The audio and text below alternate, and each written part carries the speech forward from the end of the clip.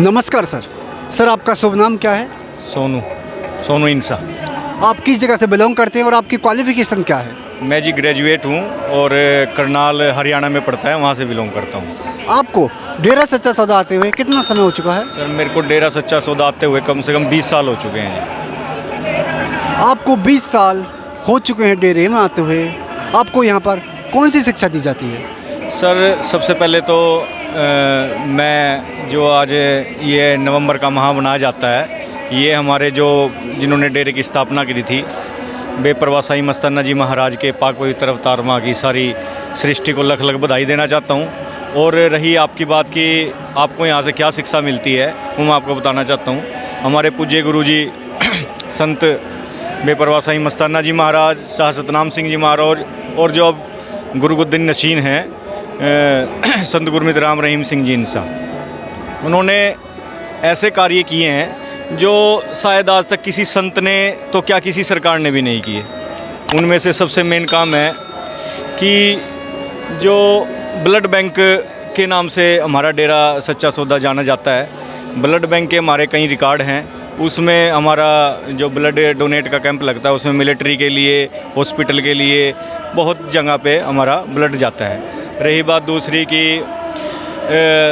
जो किन्नर समाज होता है, किन्नर समाज के लिए ये सरकार ने भी नहीं सोचा होगा कि इनकी शादियाँ भी हो सकती है। हमारे संत गुरुजी ने इनकी शादियाँ भी करवाई और यहाँ तक कि ऐसी मुहिम चलाई कि सरकार को भी अब इनको थर्ड जेंडर का दर्जा देना पड़ा है और अब ये इलेक्शन भी लड़ सकते हैं। इनको संसद में बैठने की मंजूरी भी मिल चुकी है। अभी हाल ही में मोदी सरकार ने इसका प्रावधान पास किया है और इनकी शादियाँ भी हुई हैं। इनकी शादियों के लिए डेरा सच्चा सौदा में ऐसे लाखों लोग हैं जो इनसे शादी करने के लिए तैयार हैं और ये वर्बली नहीं मैं बोल रहा हूँ, ये लिखित में इन्होंने दिया हुआ है। जैसा कि अभी आपने बताया कि संत जी ने समाज के लिए बहुत सारे भलाई के कार्य किए, तो आप समाज के लिए पूज्य गुरु जी की कौन सी शिक्षा पहुंचाना चाहेंगे?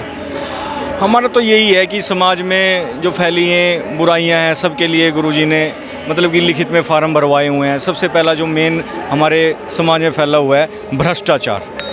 भ्रष्टाचार से ही सारे अपराधों को जन्म मिलता है। भ्रष्टाचार सबसे मेन जड़ है। उसके बाद रही बात, अब समाज में देख लो इतनी बुराइयां फैली हुई हैं, आतंकवाद हो गया, चोरी चकारी, ये सारी चीज़ों की संत गुरुजी ने यही शिक्षा दी है कि सबसे पहले तो आप अपने धर्म के पक्के रहो।